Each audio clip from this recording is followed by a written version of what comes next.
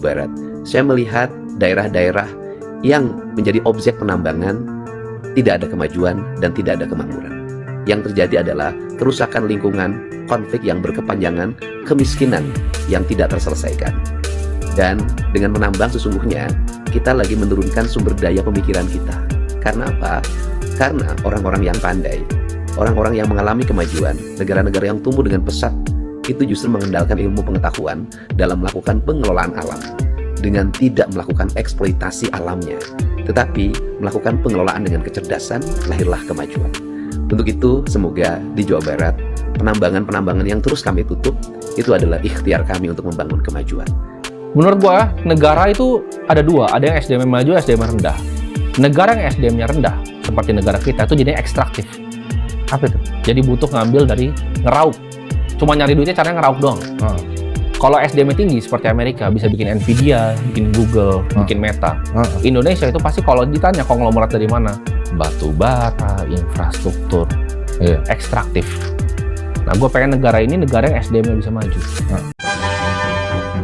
Dua suara satu peringatan stop jadi negara ekstraktif. Di satu sisi ada Gubernur Jawa Barat Kang Deddy Mulyadi yang akhir-akhir ini dicintai rakyat Indonesia.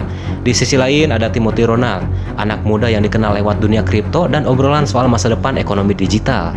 KDM bilang nih, penambangan tidak melahirkan kemajuan, tapi justru memicu kemiskinan. Sementara Timothy Ronald tegas menyatakan ya, negara ekstraktif tidak akan pernah jadi negara maju. Dua latar belakang beda tapi isi kepalanya sama. Indonesia gak akan maju kalau terus-terusan ngeruk tanah sendiri. Di Jawa Barat, KDM turun langsung ke lapangan. Ia melihat sendiri bagaimana tambang-tambang justru menyisakan jalan rusak, hutan gundul, air mengering, dan rakyat tetap miskin. Ini sangat-sangat kebal hukum. Tolong segera ditindak. Di sisi lain, Timothy yang dikenal lewat dunia kripto dan ekonomi digital juga mengkritik struktur ekonomi nasional yang masih menggantungkan diri pada ekspor bahan mentah. Bukan inovasi. Coba lihat deh sekeliling kita, dari Papua, Sulawesi sampai Aceh, banyak tambang, tapi rakyatnya tetap kesusahan. Jawa Barat juga sih. Papua itu miskin bukan karena kami bodoh, bukan karena kami malas. Papua itu miskin karena kalian miskinkan kami. Kalian datang atas nama pembangunan, tapi yang kami lihat, tanah kami diambil, gunung kami dilubangi, laut kami dicemari, dan suara kami dibungkam. Kamu sebut kami bagian dari NKRI, tapi kenapa kami selalu diberlakukan seperti bukan siapa-siapa? Kamu isap emas kami, kamu angkut kayu kami, kamu anggap hutan kami kosong. Dari banyak negara, tapi kita bisa lihat beberapa ya. Tapi lihat salah satunya Jepang. Minim tambang, tapi bisa kuasai dunia lewat teknologi.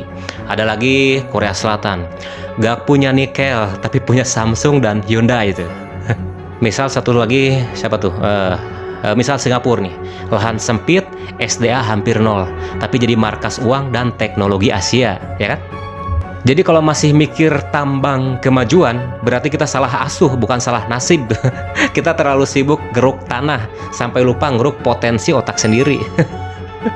Aduh, ya kumaha atuh Kang Deddy, ya uing usaha kieu ayeuna. Negara yang maju itu bukan yang tanahnya digali, tapi yang otaknya nih digodok. Kalau pengen masa depan, ya invest di manusianya, bukan di alat berat. Dah lah. Saatnya kita move on dari negara gali-gali ke negara mikir-mikir. Aduh.